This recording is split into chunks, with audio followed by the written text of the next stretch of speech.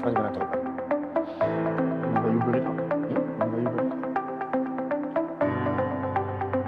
up. Scarborough Port. Okay, yes. You're the class of experts. Develop and Oh, I thought they had done for a while. Yet,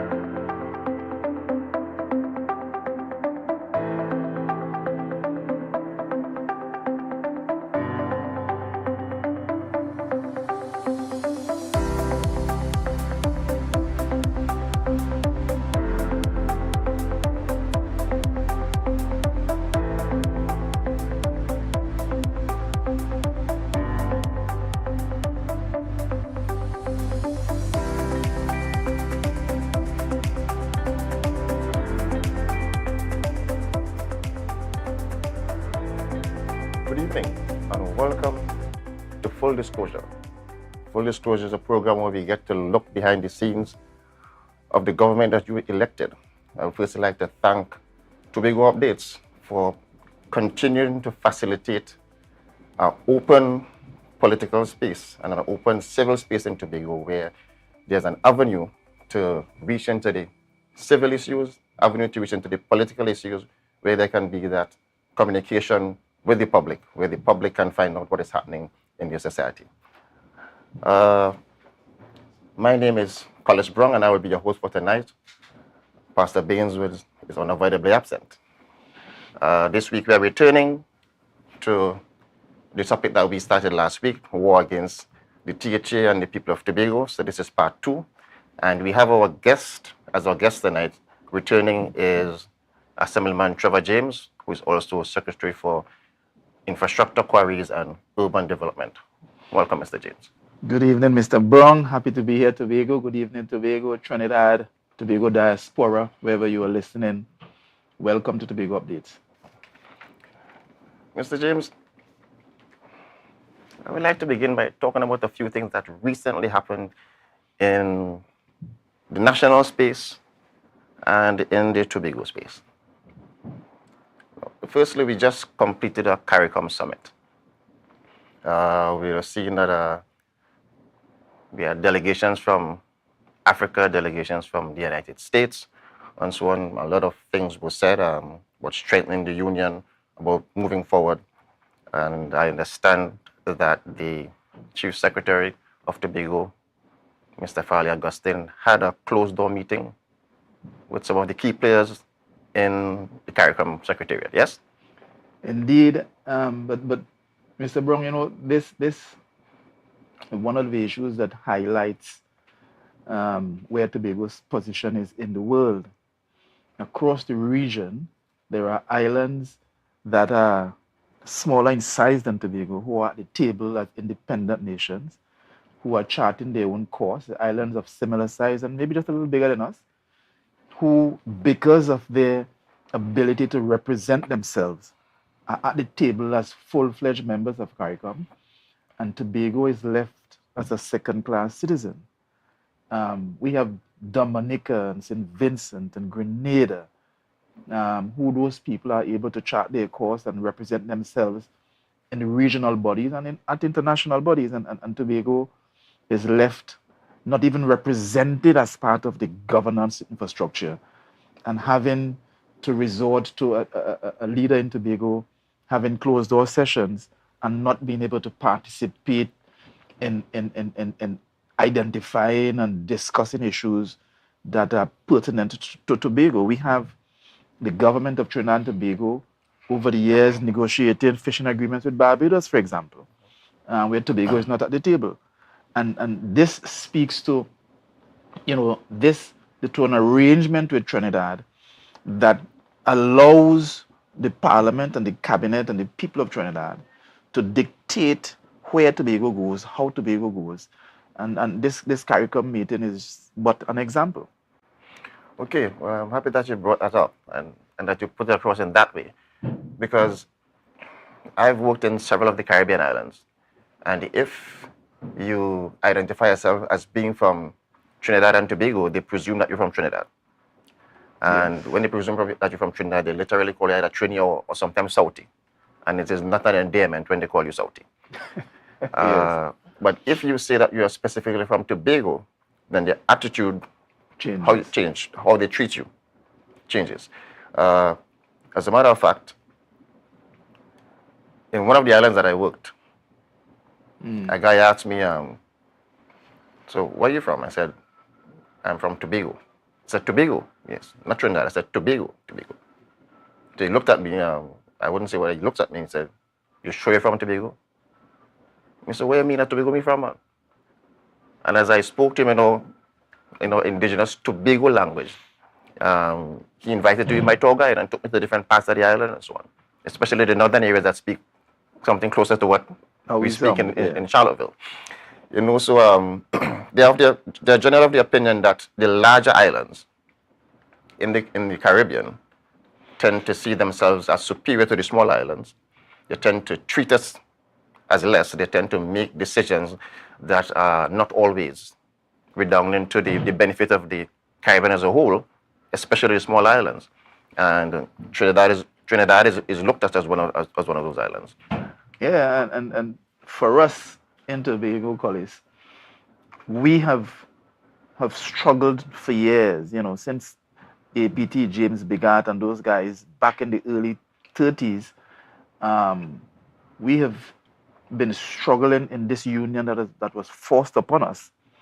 A union where we came to the table being a higher ranked colony than Trinidad. Legally, we were, yes. Legally, and then having to be subjugated in this manner. And the peoples of Tobago over the years have been trying to resist this union in order for us to self-actualize and to develop a uniqueness that is Tobago in this legal jurisdiction that we have. And that has been a challenge, and I think it is coming to a head, given the way the government in Trinidad has begun to posture itself in the Tobago space. We are at a crossroads in Tobago today, and the people of Tobago have to come to terms with the reality that is Tobago, a reality that says that despite the struggles, despite the gains we have made over the years, we have a prime minister that seems to believe that Section 75(1), without prejudice 2, means that the government and any law emanating from Port of Spain is superior to the THA Act, and therefore can at any point decide that they can come to Tobago and take over. Okay, we'll get to that very shortly. It is on the agenda for us. It is on the agenda for us, and we'll get to that very shortly. But still on the CARICOM issue, I would like to ask, well, at some point in time, I'm sure that the Chief Secretary will enlighten us as to some of the discussions, what they were like with that closed door CARICOM meeting. But as a part of the executive and a man who is behind the curtain, if we were to pierce the veil, Yeah. would you be able to tell us whether there's any intention to leverage the situation, the general situation within CARICOM to position Tobago better Well, in our national space and bring us closer to the table? well, the chief has spoken to this. He has been clear to say that in the next few months, this administration will roll out our plans how we are going to attack this autonomy struggle. So those plans are being formulated, and I'm sure at some point in the near future, the chief secretary will roll that out, and Tobago will begin to see a clearer vision as to where we're going to go and how we're going to prosecute this opportunity again to champion this cause for autonomy. No doubt that would have been the position taken with the CARICOM heads and the external heads who were present, because we believe that we must enjoin, maybe not the word, but we must bring our fight and our struggle and our desires to a wider regional and world body as we can. And we can sensitize the world to what we believe are unrighteous and in some cases illegal laws perpetrated upon us, foisted upon us in this beautiful island of Tobago.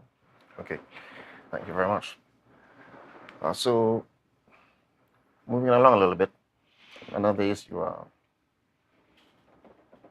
the chief admin has finally been installed. I would not have as deep a look as to how things went in the absence of a chief admin. I didn't see things become at a standstill in Tobago. So I think in what I would call the interregnum, the situation was well managed. I heard the Prime Minister's statement in the House, and he did say that he is willing to stake his Prime Ministership on his statement. Well, I would take that with a little pinch of salt, I personally, because he spoke in the House to 41 or 42 people, and outside of the House to 1.5 million people, and said several things. We wouldn't close down protection, we wouldn't this, we wouldn't that, and then he turns right around and he does it. So I'm taking it with a pinch of salt. I don't think anybody believes him. But go ahead. I don't think anybody believes him. No, I don't think anybody believes him. But tell me, should we expect to hear from the Chief Secretary very shortly? Well, I would believe so. I mean, the Prime Minister has made 3 public statements on this chief administrator issue, and all 3 are different. So clearly, either there is a lack of full appreciation of what he has said day to day on the issue, but no doubt this was a simple matter. This was not a matter that should take a month and a half to be resolved. This is a simple matter set out in the law for the appointment of a chief administrator, and the law is clear that there must be consultation between the DPA and the Prime Minister, and consultation between the Prime Minister and the Chief Secretary. The law could not mean that the DPA and the Prime Minister can select anybody with no reference to the government in Tobago. The law could not mean that. And because there is consultation, it means that no one person can fill the position, can be earmarked to fill the position.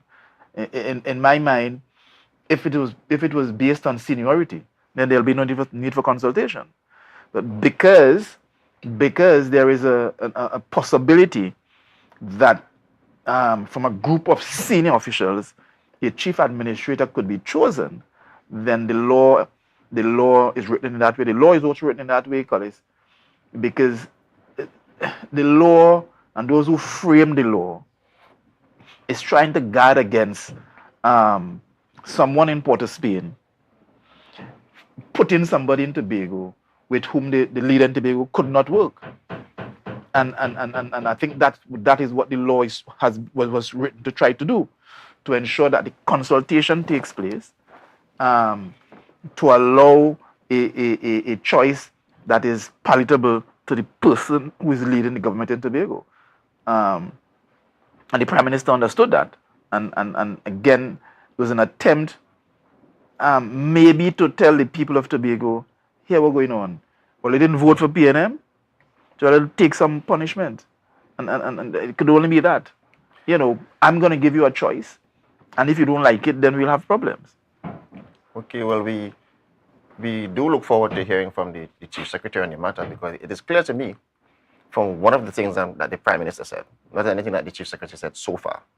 The Prime Minister says that the Public Service Commission was inchoate, Yes. which means that they didn't have enough members to form a quorum to sit.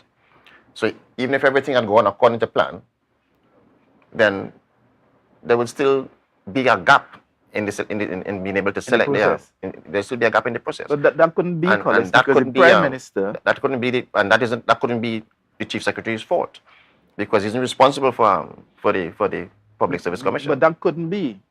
The Prime Minister said in another statement that between him and the DP and the Public Service Commission, they had made a choice for an officer. They had given instruments of appointment to an officer, and had to withdraw that appointment because information came thereafter to suggest that the officer, there were allegations against the officer that required them to rethink the offer of the appointment. So in one breath you were saying we don't have the correct quorum, but then you've acted before that by making an appointment. So it seems to me that there are issues in the different times the Prime Minister has spoken on the matter to suggest that the Prime Minister doesn't have a full grasp of the chronology of the events that he's talking about. And I'm saying that nicely. Alice in Wonderland, she said, this matter becomes curiouser and curiouser. Yes. All right. Well, thank you very much. The final matter, I left the best for last. Current events happening in Tobago. The Scarborough Mock Greystone meeting. One of the best. I looked at the entire video. It lasted for quite some time. And I had one of those bullet notepads, because I wanted to make a notation of everybody who had a complaint to make. And in the end, there were more kudos to the administration. There were more kudos and congratulations and commendations towards your performance thus far than there were complaints or criticisms. Now, I am thinking that this is the town meeting that came right after a series of things. Just before your town meeting there were some people marching. There were two marches in town. One, I think that was Labor Day. I think there was about 40 people there or so, and I'm told there was a follow-up meeting that night at the Codler Hall Community Center. Yes. Concerning Farley must go. Yes. I know there was a follow-up meeting at Charlottesville. I know when they came to Charlottesville, and so on. So, well, in my opinion, if they think that so many people are disgruntled, and if they're pushing and the narrative is being put out there that people want Farley to go and call elections now and so on, I would have expected, if my blood is hot, then I would journey to that town meeting, or I would believe that there have been hundreds of people converging on that town meeting to make their displeasure felt. And I didn't see that happening at all. I was expecting that there should have been people with an artillery of complaints I mean, there are things in the area that need fixing and so on. And I didn't see that sort of thing happening throughout the entire video, and the entire thing was covered down to the very end. I saw the closing prayer. So my question is, how do you account for that kind of the kind of turnout that you had, the very positive responses, when in times past they're saying, well, Trevor, doing what you want, you do this down there, you build this down there, you didn't ask for this, you didn't follow procedure, and so on. The government is not performing, and your division is the most visible one. Once you drive to work on a morning, you drive home on an evening, then somebody could point out some pothole that wasn't filled or something, and we will get to that. I want to ask you about potholes. So how is it that that town meeting turned out so well, that there were people lining up to give congratulations? I think, Collis, I did an interview some time ago where I said that we won the election and we are going up this hill on this mountain, that we will finally get to the top and we can topple this whole house that was built in Tobago. I think the people are close to the point where that can happen. We have in Tobago come to a place where we are tired of that kind of rhetoric that has been put out in Tobago. The reality is people are beginning to understand that there are groups of people in Tobago who do not value their opinion and their vote for a term in office, and they are trying to to take that away from them by illegally, by some kind of subterfuge, trying to get a new election because they don't want this administration to run a full term. I think generally people are coming to that sense, and people are tired of it, and you would see that the people will begin to push back. Maybe that meeting in Mount Grace was the first, after all of this attempt, marches on Labor Day and so on, that failed. People are now saying, listen, you know what? We have to get behind this administration and defend it. Have we performed? Absolutely, we have performed. There's no doubt that we've hit the ground running from year one. Contrary to, unlike other administrations that wait, for the last year to do some work in Tobago, we've hit the ground running. We've demonstrated that the things we consider to be small things are roads and potholes and bridges and retaining walls and drains and so on. Hold on a second. So you're saying that paving roads, patching potholes, and building bridges and those things that you named there. Yeah. Even building new roads, you consider those to be part of the smaller agenda for this administration? Well, in relation to the other plans, we have lived through a long time of waiting on a 3-year cycle to have decent infrastructural works done in Tobago. You can probably look over the last 20 years and measure the new roads that have been built. So when we came into office, we took a decision that the people were crying out to have these issues fixed, and we wanted to demonstrate to the people quite clearly that these maintenance issues are issues that we can attend to, and we will attend to them expeditiously, and we will demonstrate to them that our main focus would be on mastering and majoring in the major things. So we've set about trying to arrange our various divisions to deliver. So you would see division of health delivering stuff for IK and stuff that usually will come in the last year. Division of works, we've rolled out smart app and start patching holes from month one, and that will continue, because we want to get the minds of the people to think and to realize that our goal is not to patching holes, is not a goal. We want to get them to think that there are these big things to achieve, and get the people's mind thinking that these are the big things, the autonomy things, the infrastructure that will create some sort of independence.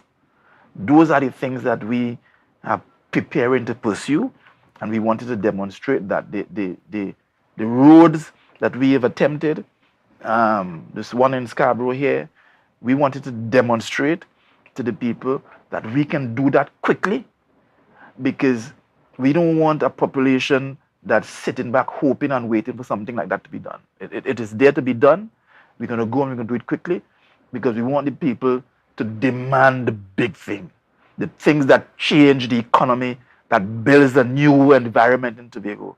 We want our population to get to that place mentally where they say, listen, why would a government be building a road to Toko and we can't build a road in Scarborough? Why will a government be building a road to Point Fortin, $8 billion, and we can't build a road in Moriah? You know, why is that? And put more pressure on the system of governance and budgeting in the country to ensure that we are receiving the fair share of the economy and the proceeds of the economy that is, you know, really legally due to Tobago. And I think that kind of mindset is beginning to develop.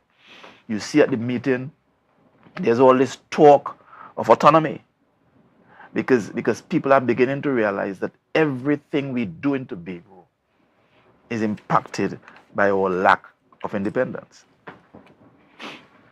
Thank you for that perspective. So we are preparing to go to break very shortly, and just to recap, this sector, we should expect that very shortly we would see some outline as to how we, as Tobago as an island, will strengthen ties with our CARICOM neighbors, how we will position ourselves closer to the table, and where decisions are made in terms of the region. We'll also see how our struggle for autonomy is couched within this approach of the Caribbean integration scene. We also heard about the chief admin, and I wouldn't say very much about that except to say that based on the different stories that we're hearing, Alice in Wonderland says this is becoming curiouser and curiouser, and I believe that when we do hear from the chief secretary, we will get a fuller picture as to what we ought to understand happened there. In terms of the town meeting, well, the test was made, and I think Assemblyman James and Secretary for Infrastructure has really passed the test. He was open for blows. He got very, very few. People even indicated that they're willing to be patient because they're expecting performance from this Secretary for Infrastructure. Secretary for Infrastructure is also saying maintaining proper roads, building new roads, creating connectivity. These are the things that the people should expect. These are not the highest things or the greatest achievables on the agenda. So whatever you see so far that you think is really, really great, the best is yet to come. We go to break right now. You're watching Tobago Updates. We'll be back. Tobago, after freeness is more speed and better TV. Get a free Samsung smartphone and free installation, plus 200 megabits per second, Paramount Plus, and more for only $299 with a select 200 plan from Flow. Visit online at discoverflow.co today.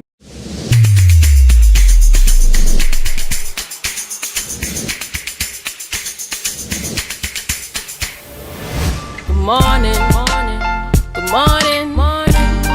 put a smile on your... The best place to stay in Tobago is at Thorn's Place, with rates starting as low as 200 TT. Call or WhatsApp 745-7306 or 682-8676. We are located uptown Scarborough, 5 minutes away from the port. Remember, at Thorn's Place, our aim is to make your stay safe and affordable. Everybody only worrying. Never ever worry. Don't mind how things looking hard. I tell them never ever worry. If your nice can't get damaged bad. I tell them never ever worry, what I'm saying is true. So just consider, Tatil is always right here for you. I tell them never ever worry, don't mind if life make you sad. I tell them never ever worry, if your house get flooded out real bad. I tell them never ever worry, what I'm saying is true. So just consider, Tatil is always right here for you. I tell them never ever worry, if sickness catch you off guard. I tell them never ever worry, if times fall on you real hard. I tell them never ever worry, what I'm saying is true. So just consider, Tatil will always be here for you. Never worry about a thing. Tatil, where people are people. You know what I mean.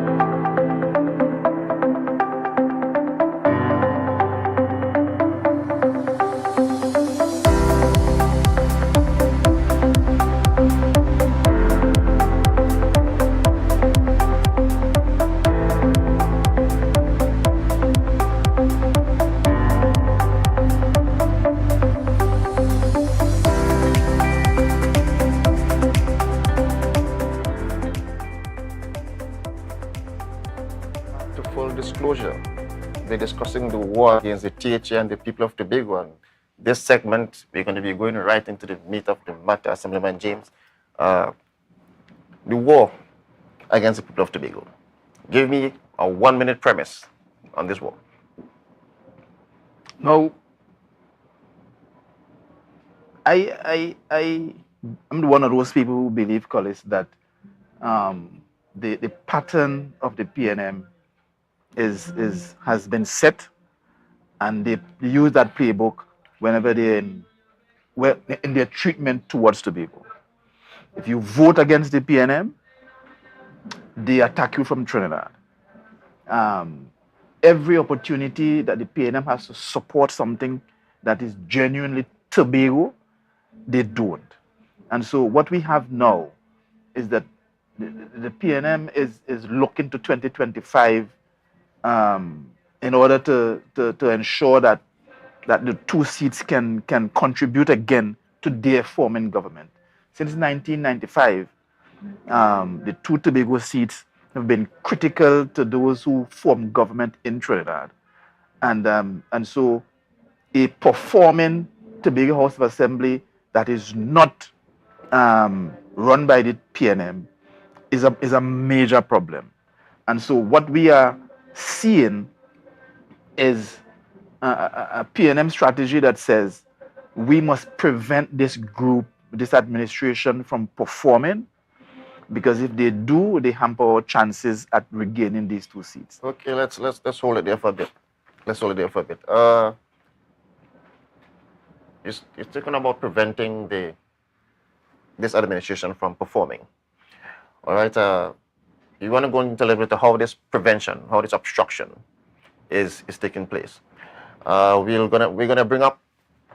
You quoted the Constitution, Section 75 of the Constitution. We're gonna bring that up on the screen now. And if you look at Section 75(2), it says specifically, the cabinet shall consist of the Prime Minister and such number of other ministers, of whom one shall be the Attorney General, appointed in accordance with the provisions of Section 76, and so on. That's what it says. So we know that identifies the people. Yes. That are made up in the cabinet. We're still on the clip, so we're going to look at 75(1). I read 75(2) first because we want to get an idea who the people are, and we are going to look now at what the people must do. The cabinet, it says there shall be a cabinet for Trinidad and Tobago, which shall have the general direction and control. And I repeat that, which shall have the general direction and control of the government of Trinidad and Tobago, and shall be collectively responsible therefore to Parliament. So Cabinet has general direction and control. What do you understand by general direction and control? Well, we've had this discussion in Tobago as relates to autonomy for years. The fact is, Collis, that the Parliament read into law the THA Act, and the Cabinet, through the law that is the THA Act, manages Tobago, where the THA and those who form the government in Tobago actually manages the Tobago space on behalf of the Cabinet, on behalf of the Parliament. That law gives authority to the THA. Now, what you may be alluding to is how this Prime Minister continues to relate to that part of the law. So okay, let's look at the THA Act, Section 25.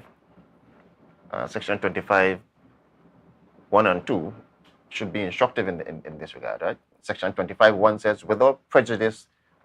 Section 25, 1 says, without prejudice to Section 75, 1 of the Constitution, which is what we just read. Yeah. Section 75, 1 says that the Cabinet shall have general direction and control. And this section is saying, without prejudice to Section 75, 1 of the Constitution, the Assembly shall, in relation to Tobago, be responsible for formulation and implementation of policy in respect of matters set out in the 5th schedule. All right? So, and if it's saying without prejudice doesn't mean subject to. Now, in my mind, and in legal language, subject to means that you exercise your control subject to Cabinet. Yes. Without prejudice means that we're not saying that anything is wrong with Section 75.1, but this section tells you that the Tobago House of Assembly is responsible for these areas. Now, if you remember, it says 75.1 says general direction and control.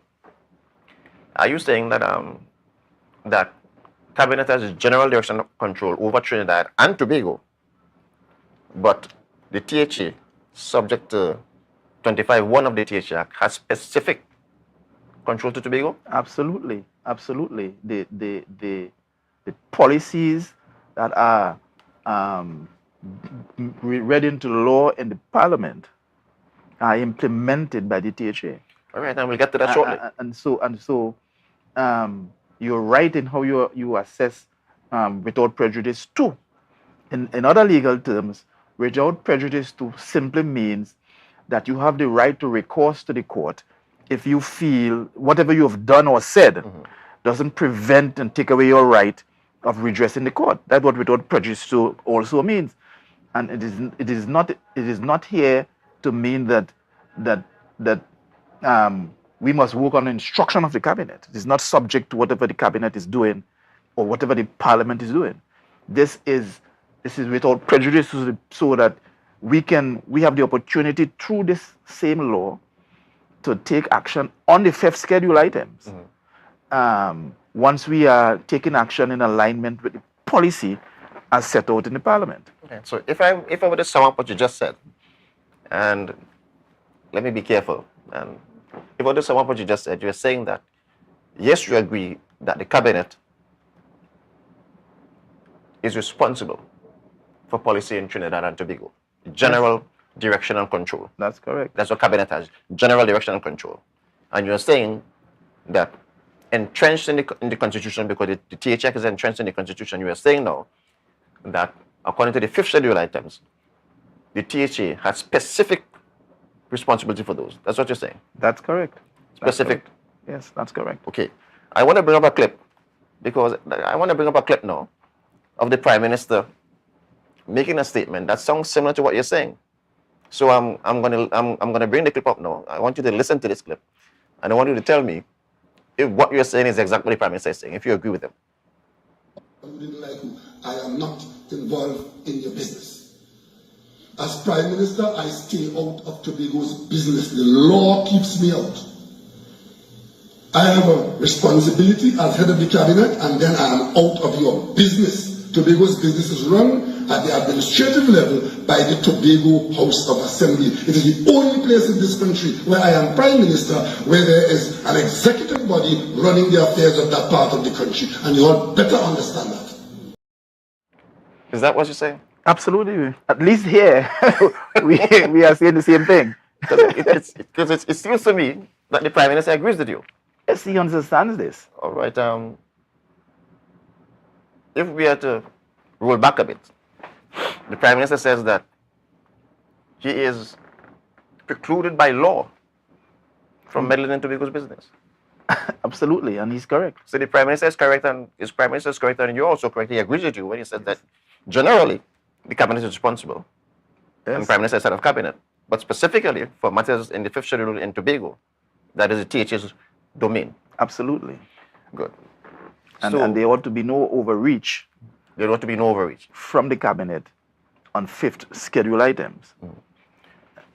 We have been seeing what you would describe as some overreach. And I myself am compiled a few that I would like to talk about. And I don't know if you want to add any to these. But the first one that I would like to look at is SPEL, Stanley Park Enterprises Limited. Now, before we get to Stanley Park Enterprises Limited specifically, I want to call the attention of our viewing public to two pieces of legislation, both in the THA Act. So I would like to bring up Section 26 of the THA Act. It says the Assembly shall not have responsibility for matters set out in the 6th schedule. The government or any statutory authority or state enterprise may, by way of memorandum of understanding, authorize the Assembly to act as an agent of the government, statutory authority, or state enterprise, as the case may be, in respect of any of its responsibilities in Tobago. The government or any relevant body, as the case may be, shall promote the delivery in Tobago of services to the public in relation to matters set out in the 7th schedule, and in so doing, shall give due consideration to the views of the Assembly. So it's saying that, number one, the government, by way of memorandum of understanding, can delegate any of its responsibilities in the 6th schedule. Indeed. Those are things that the THA are not responsible for, that is not responsible for. And it's saying, in terms of the 7th schedule, it's saying that when the government is delivering those services in Tobago, then it must consider the views. In other words, we don't expect the government could impose without considering the views of the two houses of assembly. This tells me that even for matters that are completely out of the purview of the THA, that the views of Tobago must be at the table when these decisions are being made. Absolutely, absolutely. And one of the things that we will push for, that we have been pushing for, is that every service that the government should have in Tobago under the 7th schedule, that those services those providers must be present physically in Tobago, running a decent office to provide service to the people. Now, for matters on the 6th schedule, the intent of the law is clear.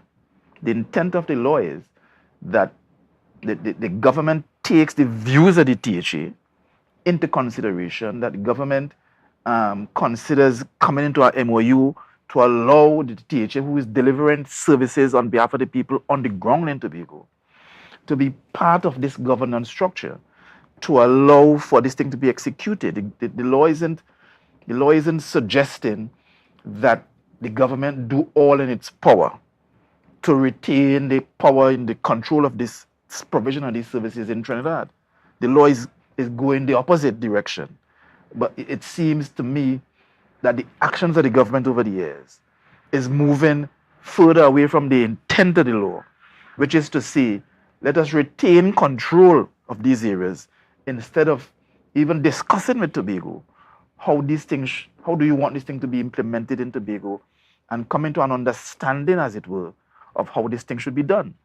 And that is where the divergence happens, because especially when you have different political entities in Tobago and in Trinidad, and we've seen it with UNC-led government in Trinidad, we've seen it with PNM-led government in Trinidad, even when there was PNM in Tobago, we've seen it where the government takes action without bringing the THA representative and the THA governance policy into context and into consideration before it takes action.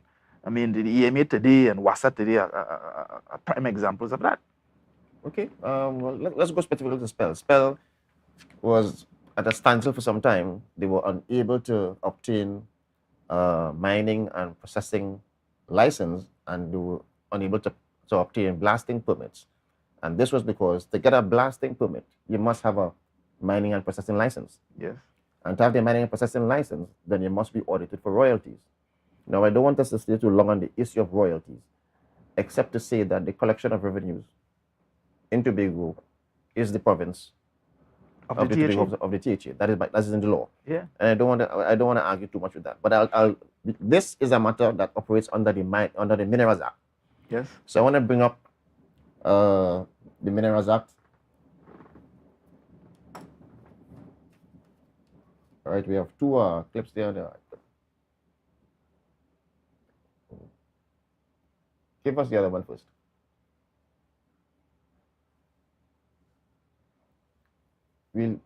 Lovely.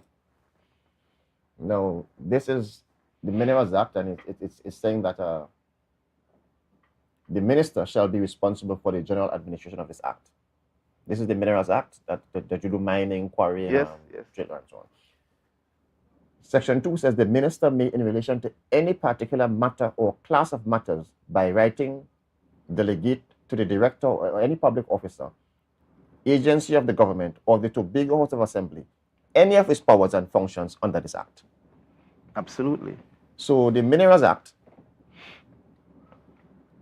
makes provision. No, the Minerals Act was in force before the Act 40 of 1996.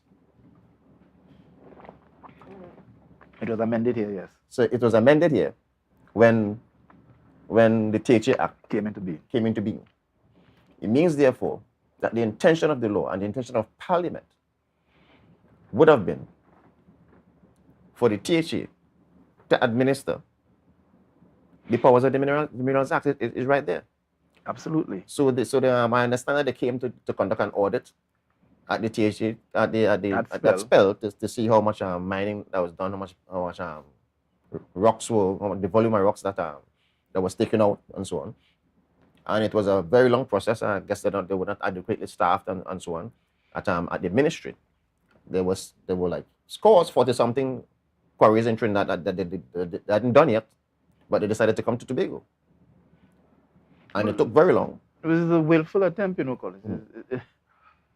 Remember, we are saying that the government is intent on retarding the performance of the THA. The government knows that if we audit the Spell, we can't complete an audit in a short time. That audit was going on for months. We can't complete an audit in a short time. And the results of the audit is a precursor to the mining license. And so this was just an attempt to delay the issuance of a mining license simply because to make the THA look bad. Now, all of these things, like I say, the intent of the law is clear. The way the law is applied by the government is also clear. The government is applying the law in a way that suggests that it is more beneficial to Trinidad to have this control than to give up this control to Tobago.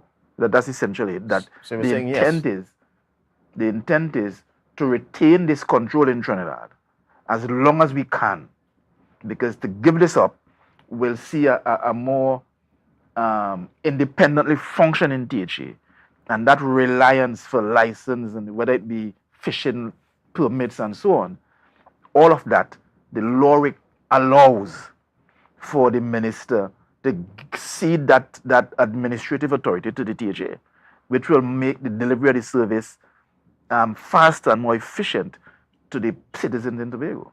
And this Spell issue of mining license and blasting permits and so on, the action of the government is clear that they wanted to shut down the quarry for a period of time. To what end? I'm still unsure to what end, but clearly is to demonstrate to the people of Tobago, if not to demonstrate, but it has demonstrated to the people of Tobago that there is absolutely a need for these licenses to be issued in Tobago, especially given that taxes emanating from business activity in Tobago is the responsibility for collection of that is the THA. Right. So if the THA is responsible for collecting the revenues, right? The access that the minister can just hand over that responsibility to the THA, since the THA is responsible for collecting the revenues. What is the point, therefore, of doing the audit from Trinidad? It is the PNM way. It's a PNM way. The PNM way is let's take back whatever we can from the THA. That's the PNM way. Let's run the country as though Tobago is part of Trinidad, because that way we can take energy resources whenever we want. That way, if I'm reading the conversations of the Prime Minister in his relation to his supposed visit to Spell, that way you can come and take whatever you want. You can almost behave as though you want to instruct the THA to carry out your wishes in Tobago, and so they retain that control.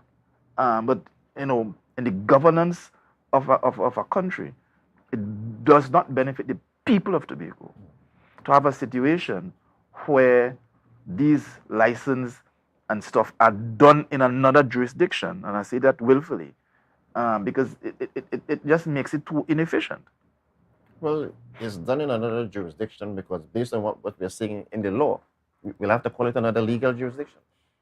Well, Another legal some province. will argue that, yes. Another place. Yeah. All right. Well, I want to move quickly now to the EMA, and I went to the environmental management, and not specifically the EMA, because I don't want to stay too long on the issue. We know that that the division has a matter going on with the EMA right now. Yes. And the matter is sub judice, so I imagine that you may not be able to say as much on it. We are not on this forum. Okay. Well, what I can do is I might be able to ask about things that's already in public domain. So the division already, the THA, subject to the part that we read in section 25 and 26, the THA could enter into MOUs, memoranda of understanding, with various state agencies and so on, in terms of implementing policy. We do, in fact, Collis, I don't think we have a current one, but we have had in the past, the THA that is, had an MOU with the EMA. Mm-hmm. I will argue that my own personal belief is that the THA is responsible for implementing the government policy on environment in Tobago. Wow. That seems to be clear to me in the Act. That's what the law says. That's what the law says. But the issues with the EMA are in fact the PNM's attempt to set the foundation to attack something else. So should I bring up the annex clip from the EMA Act? Yeah. Absolutely. Okay, we'll take the clip from the EMA Act now. Again, it says that the authority, and this is the EMA here, Yeah. the Environmental Management Authority, may either generally or on such terms and conditions as it thinks fit, delegate any of its functions or powers to A, the managing director, or B, a government entity. So the only question here is whether is the THA a government entity? Well, absolutely. And so it means therefore that the authority may delegate. And if you're saying that an MOU existed in the past, then delegation would have already happened in the past. Absolutely. We have examples, Collis, of the division then that included environment, division of infrastructure and environment, hiring 20 personnel that the EMA seemed to agree with and sanction, that the division was paid, with the sole intent of administering the environmental policy in Tobago. So it's already happening. It has been happening in the past. And so the actions of the EMA in the present situation, to me, seems clear another attempt to retard our performance, given the history that's public knowledge. The history is that in Tobago and in Trinidad, government entities start their projects, possibly in discussion with the EMA, but certainly way before they have applied. That is the history. And And you have we have examples of that in Tobago as well. absolutely. Well, in Trinidad it's prolific, but in Tobago, given that the last government didn't do a lot of projects, we have 10, we have 10, 12 of them that happen like that. 10 or 12. Yeah, that we can identify now, where the EMA chose not to act to stop the government in Tobago from performing, and instead chose to work with the government in order to get the paperwork done in the way that should be done. That's what we have. I mean, we could call several projects that were done in that way. I mean, we have a coastal protection structure. Some people call it a revetment, some people call it a breakwater in Pigeon Point, built on the beach in the water at the time, without even an application, even up to today. Not today. Okay. And it's still there, no objection at all issued.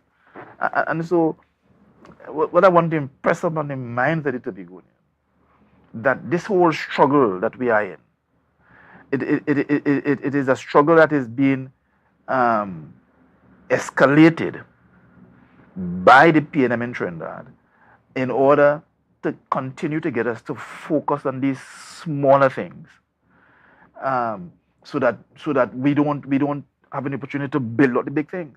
If we are held in court, if we are taking 10 years to roll out a project, then clearly one can make the argument that this government is not performing, and therefore let's go back to the PNM, because under the PNM in Trinidad will facilitate. Okay, I wanted to talk very, very briefly, because I want to maintain the last segment and spend some time on one of the bigger issues, right? So I want to just spend a very brief moment on WASA. WASA is one of the public utilities in Tobago. We are aware that the THA has responsibility for public utilities, and tell me how that works. Well, it doesn't work. It doesn't work. It doesn't work. Over the years under the PNM, under Mr. London and Mr. Charles and Mr. Dennis, there was no discussion. This is after this new act that we're under now came into being in 2000, 2001. They've taken no action to negotiate, if that's the correct word, with the government in Port of Spain for them to divest control of these authorities to the THA, not only WASA, TNTEC, TSTT, to divest that control to the THA. They rightfully belong under the management of the THA. No. Do you believe that that if the utilities are placed under the management of the THA, then there would be a synergy that will speak to seamless operations? Because I live in Charlottesville, for instance. You're driving to Charlottesville past through Hope. On a Friday evening, I saw patching taking place. The Division of Infrastructure guys were there patching two large craters that Wasa left a little earlier in the week. Went to Charlottesville for the weekend, heading back down to work on Monday morning, and to my dismay, the potholes were replaced. The potholes were replaced. The potholes were replaced. We've been attempting to get a MOU with WASA as well. Despite the fact that we believe that rightfully WASA should be managed by the THA.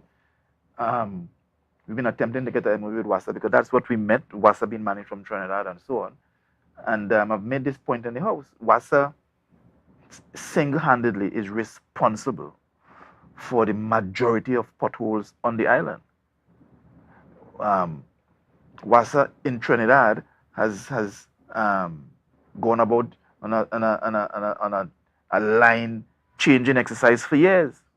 In Tobago, that has not happened. So we have possibly aging lines that are rupturing all over the place and causing this havoc on the roadway. WASA seems to by the action to me demonstrating that they are not intent on even discussing more or less coming to a final decision on how we can work together. And so we'll see it with this pipeline as well. They will dig up the road and leave it. They will cut down the trees and leave them. They will dig up the verges and not plant back the grass. Because for WASA, they are the one authority. They could do over the one, and that's the position that the government has taken. We get the picture. We have done all that we can. We get the picture. We get the picture. We're going to go to bring WASA to the table. There's a word that you haven't used. We go to break now. When we come back, I want to use that word because it seems as though I understand clearly what's happening here. We'll be right back. Tobago Glass Supplies has been a leading name for over 37 years in the glass and aluminum market in Tobago. We provide an extensive range of high-quality, innovative aluminum and glass products for commercial and residential use. Competitive prices with superior and professional services by committed employees who are guided by rigid quality standards. Tobago Glass Supplies specializes in the manufacture and installation of glass and aluminum products that are essential to today's homeowners and the business environment. We are engaged in marketing, sales, and installation of a variety of products. These ranges from windows and doors to necessities such as mirrors for homes and vehicles, designed and manufactured in-house or imported.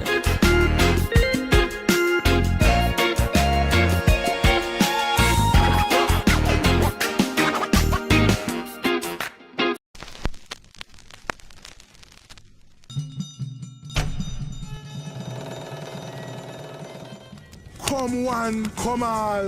It's time to join in the Tobago Heritage Festival 2023.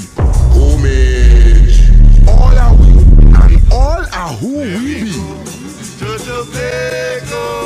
Indulge in the awesomeness that is embodied in the spirit of Tobago at the 36th Tobago Heritage Festival. Celebrate a rich, vibrant, hypnotic showcase of our cultural legacy. Yes, from July 21st to August 1st, 2023. Take the island tour. Sample the sumptuous variety of local indigenous delicacies. Enjoy the recreation of old-time village life. Dance to the drum.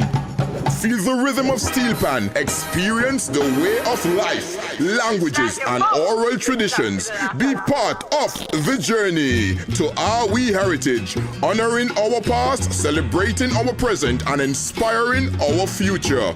Relive our unique culture. Join in the preservation of the heritage of we island of Tobago. Inner Health, number 13B Portmore, Scarborough, Tobago.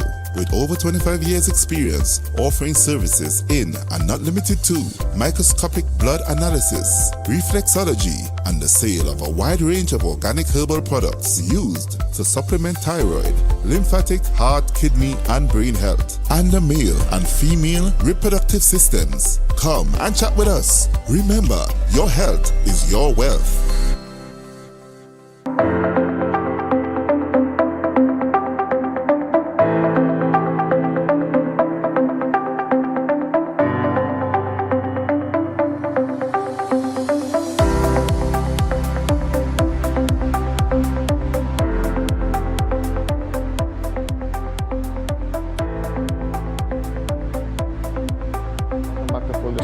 We're heading into our very last segment.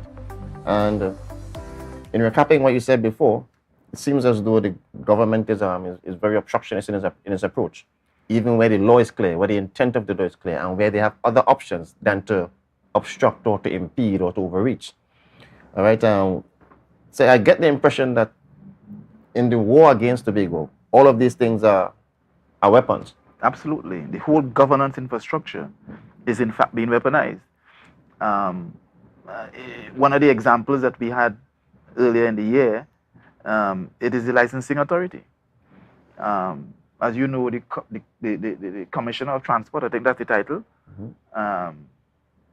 all licensing officers report to him. This is a new commissioner that didn't come through the ranks but have been appointed from outside of the public service, I believe, and they took a decision to send licensed officers to Tobago without the express knowledge, without communicating with the THA. We raised that issue in the public space, and I think the public was aware of our stance. And in an attempt to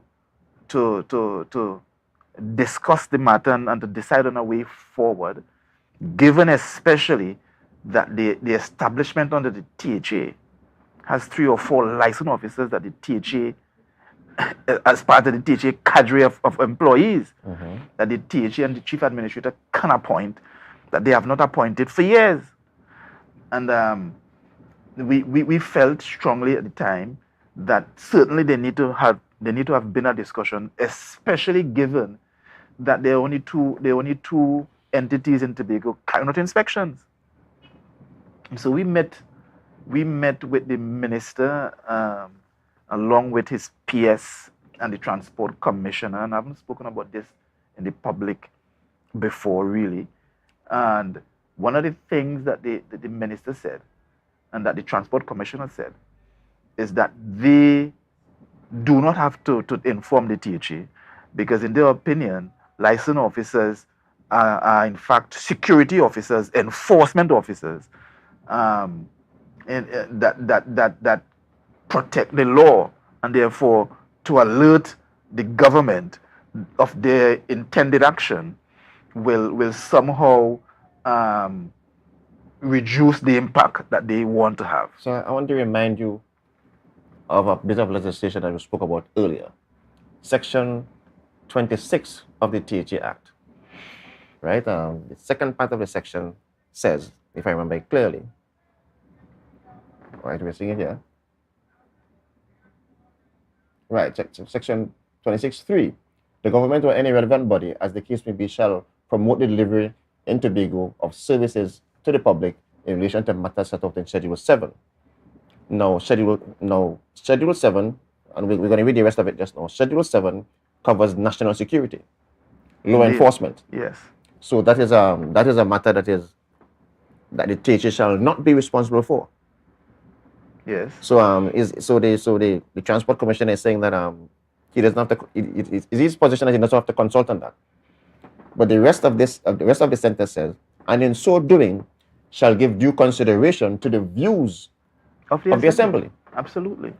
So even for seven schedule items, including national security and law enforcement, the views of the assembly should must be taken into consideration. And that is also clear. But more than that, the intent was to punish.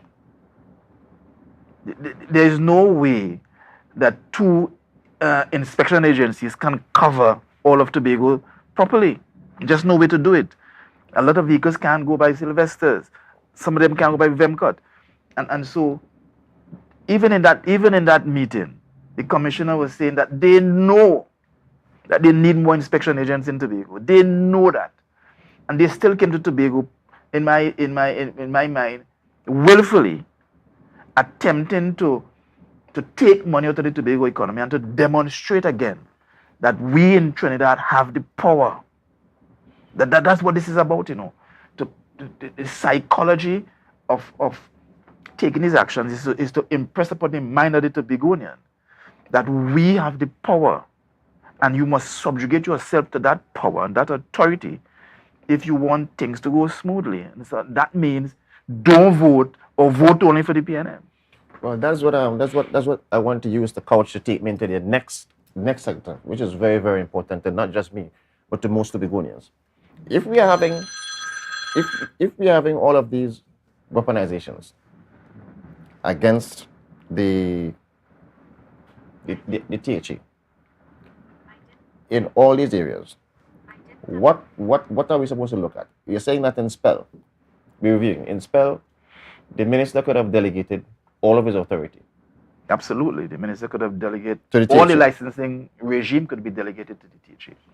You're saying also that in terms of The EMA, there are MOUs in place in the past, and we're saying that the EMA could delegate to any government, any government authority. And we're saying that presuming that the EMA does in fact have authority to implement that policy in Tobago and not the THA.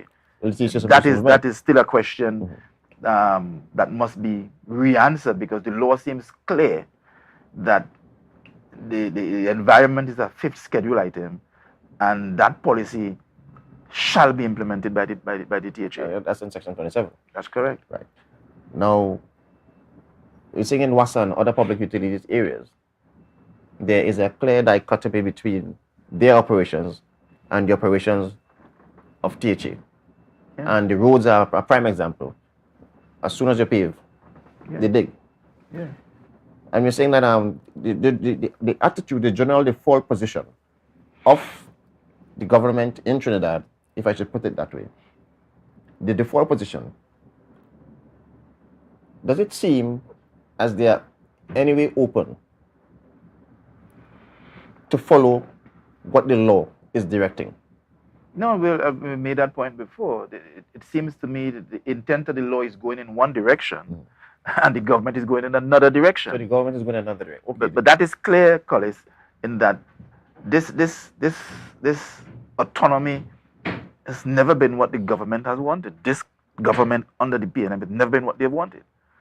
And so their actions are consistent, not today, you know, from the 1970s. Their actions are consistent, that they must retain control in the center at all costs or at any cost, because to give that up threatens their idea of how the country should be governed, and so all of that is because we have vast resources in our waters, and they need that resource. Okay. Now, where the law directs that the policy should be implemented by Tobago, administered in Tobago, or Tobago has control of these areas, it's a clear attempt, and sometimes successfully, to go against the law, overreach and obstruct and interfere. So we're seeing it with Wasan, the roads. We're seeing it with spell and the mining license. We're seeing it with licensing. Yeah. We're seeing it with the EMA. With the EMA and building new roads. They don't want us to build new roads. They don't want us to keep nicely paved roads and so on that people could drive comfortably every day. They don't want us to operate, to get aggregate to fix the roads, to build new ones and so on, to produce the bitumen and all of that. The asphalt. Well, you forget to mention that they attempted to stop bitumen from coming to Tobago as well. That's another thing. Yeah. Through the port authority. So they're using every possible avenue to obstruct. Now, earlier in the program, at the very beginning of the program, you said that keeping the roads nicely paved and building new roads are the low-hanging fruit of this administration. Yes. You're saying that the best is yet to come. So if they are attacking the low-hanging fruit, not even the small things that we plan to do, they're attacking those things in Tobago. What about the big things? And by the big things, I mean the flagship undertaking of this administration. I am speaking now to a man who we fondly dubbed the man with the plan. You are the man with the plan. How does all this obstruction, this attitude of obstruction, this history of obstruction affect Scarborough? I want to tell me 1 minute. 1 minute means 1 minute. Sir.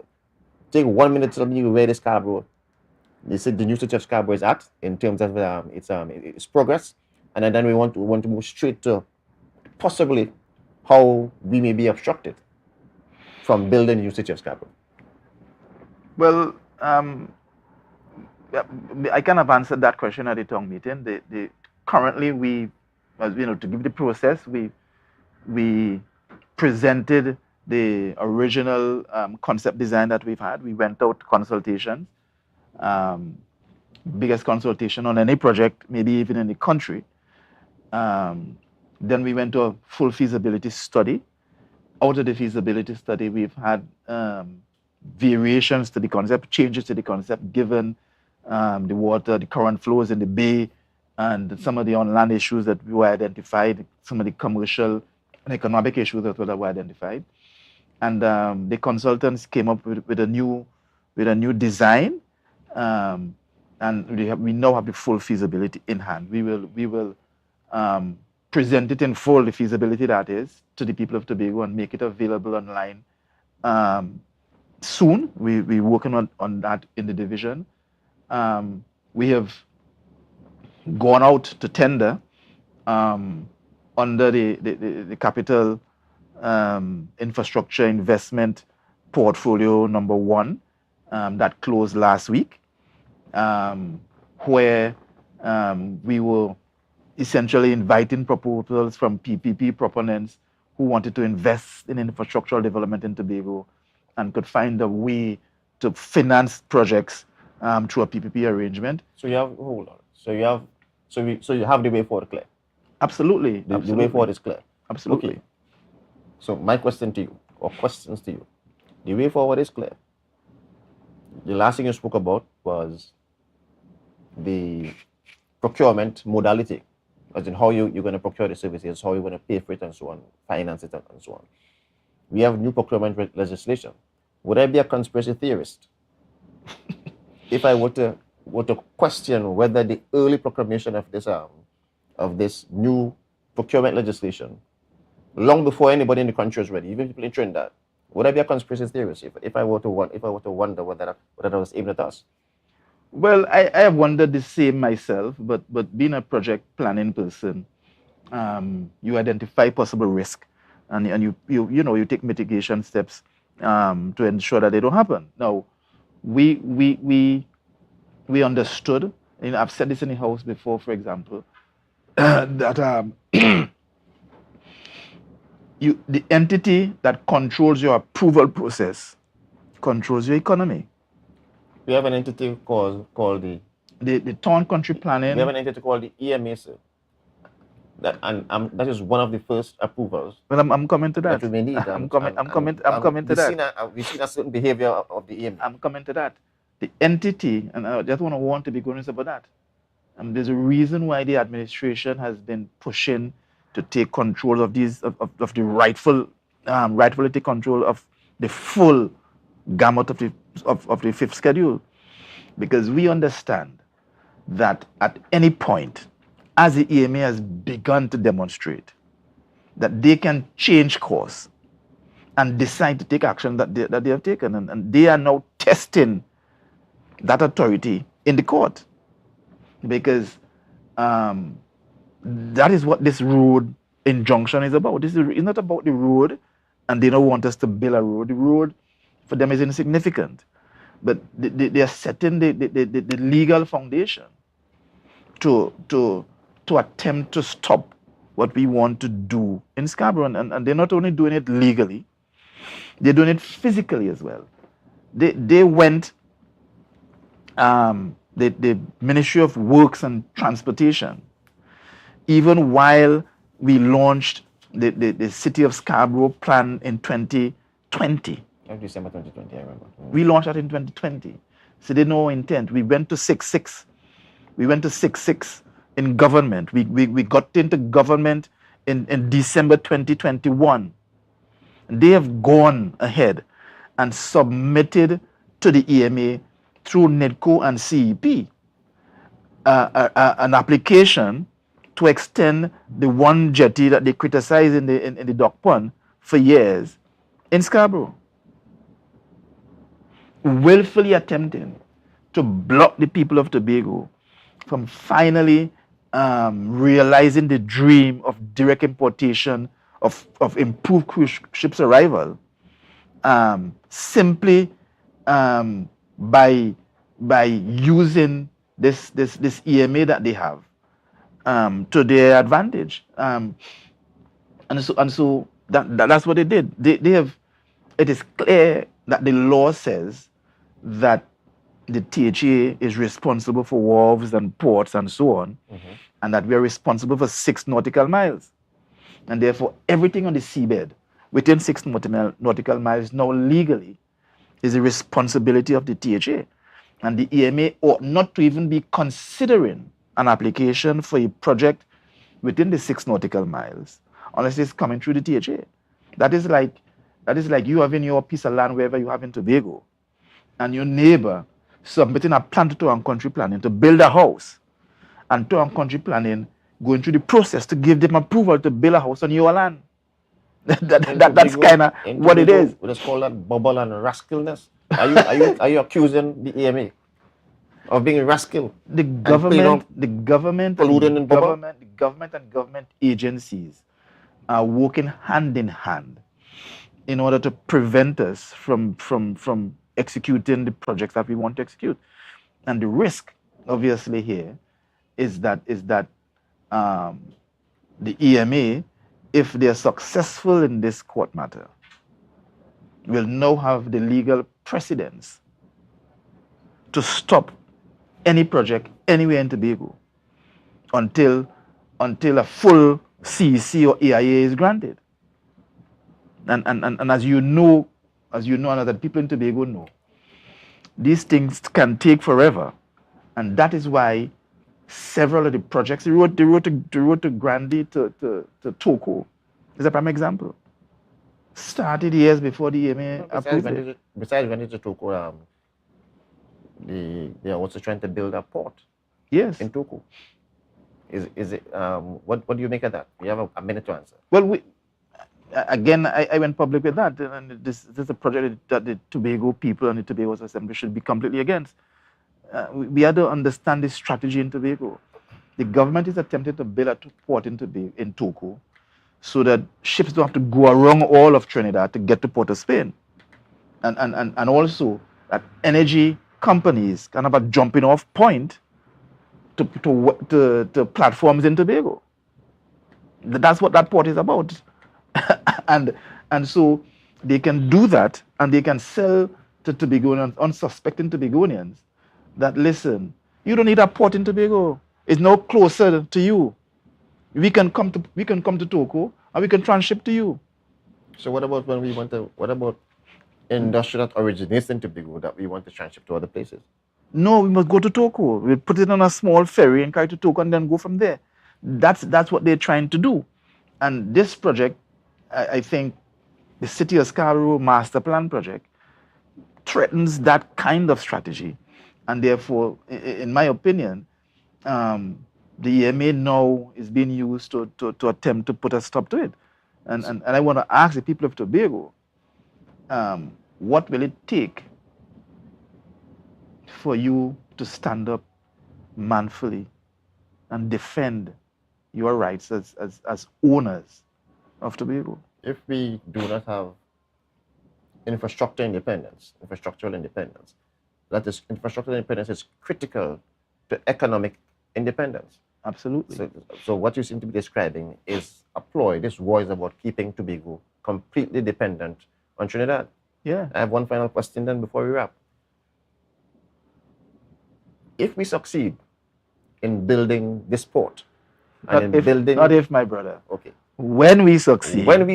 Yes. In building this port, and in building the rest of the setback, the economical setback, I guess there are other buildings and so on, and that will create an economic hub based around this port and so on in Scarborough. The transformation truly begins. Who owns the port? There's a port authority of Trinidad and Tobago that tries to stop bitumen from coming to Tobago. Yeah. Without consulting with us. Yeah. They are also a central government agency that can be weaponized against us. I do know that PLIPDECO, the port, the Point Leases Port Development Corporation, is a limited liability company. Yes. Even if it is called a corporation. And I know that they are fully in charge of the ports. The port authority has no business there. Yes. Are we going to be looking at one of those kinds of models to ensure that that the money and all the business generated from the port stays in Tobago? Well, like I said, the chief will lay out the autonomy framework, and I suspect that a Tobago Port Authority and a Tobago Aviation Authority may be part of that, because the airports are under the THA Act as well. But I'll leave that to be rolled up by the chief. But clearly, as a discussion point, we absolutely need to have our own port authority. It cannot be, it just simply cannot be that someone else controls your port. It is like that port in Sri Lanka that the Chinese built, that they came in and took over because the Sri Lankans couldn't pay them. You just simply can't have a different entity managing your import processes. The taxes, all the ships that pass through our waters, all the planes that fly over our head, all that set of tax that goes to Port of Spain that we can't even begin to tabulate. All of that is part of the struggle that we must now embrace as Tobagonians and finally take the full responsibility we have today under this existing law. Even as we push for a change in the way the jurisdiction is, in the way the laws are. We push for something different. For some people say for a federation. Even if we push for that, we must start today to take all the responsibility, and we must get all of Tobago to say, listen, the time has come for us, all of us, to take this thing as we have it, full authority of it, and manage it ourselves. If we don't do that, and we continue to allow ourselves to be divided by a Trinidad entity, we run the risk of losing this war completely. Okay, well, very enlightening. I would just like to draw attention to the THA Act. The THA Act, in one of the later sections of the THA Act, it speaks to the allocations that are given to Tobago, and it says that when the allocations are being considered, that the Ministry of Finance, Cabinet, ought to consider, one, that the distance between Tobago and Trinidad and Tobago being separated from Trinidad by the sea. Two, it speaks to the unique nature of Tobago. In the Constitution of Trinidad and Tobago, it says that Trinidad and Tobago is made up of Trinidad, the island of Trinidad, and the island of Tobago. The island of Tobago has a definition. We know Tobago is, we know where land is, we know where waters are, and we know who our people are. And if the Constitution says that, if the Constitution recognizes the uniqueness of Tobago, not a subsumed Tobago or a Tobago that is merely some part of Trinidad, or somewhere, as they refer to it in the Ministry of Energy, some island northeast of Trinidad. If the Constitution itself recognizes Tobago and its people as distinct and unique, and the THA Act, which is also entrenched in the Constitution, recognizes Tobago and its people as distinct and unique, then we can't make it our default position to say, well, we give them the power, allow them to do this, allow them to run things as they should, and so on. I think that the Constitution is calling on Tobagonians. The Constitution is expecting Tobagonians. The Constitution is saying, if you're a citizen of Trinidad and Tobago and you're a Tobagonian, then I expect you to recognize the uniqueness and act to it. Yes. I think I believe, that's my personal belief, that the Constitution calls on every single Tobagonian to recognize this uniqueness. Yes, well, I couldn't say better. I think we have as a people, we have dropped the ball on this current act, and willfully, I think the last administration willfully ceded a lot of this authority back to Trinidad in an attempt to suggest that it is one country. But you were right. The definition, the description of the islands, of the jurisdiction in the Constitution is clear. That there are two islands with their respective island dependencies that form this union, this democratic union that we call Trinidad and Tobago. And so Tobagonians have to stand up. I want to implore you to stand up and allow your voices to be heard and to be counted, and stop allowing this party from Trinidad to divide us and control us. It is the only way that we can begin to self-actualize. Okay, there we have it. Assemblyman Trevor James tells us, whatever you're saying now, the best is yet to come. There's a war against us. There's a war against the people of Tobago. But understand, as every Tobagonian, to be able to be Tobagonian, we have to set a good example to the generations that are coming after us. The opportunity is here for us now, to create a sort of Tobago that those who come after us could be proud of. To create a sort of Tobago better than how we met it. And to do that, we have to do so as a united front. These are the words of Assemblyman Trevor James. We thank you for being on the program tonight. We thank all of viewers for watching. This is Full Disclosure with the Executive. We call it a wrap tonight. See you next week.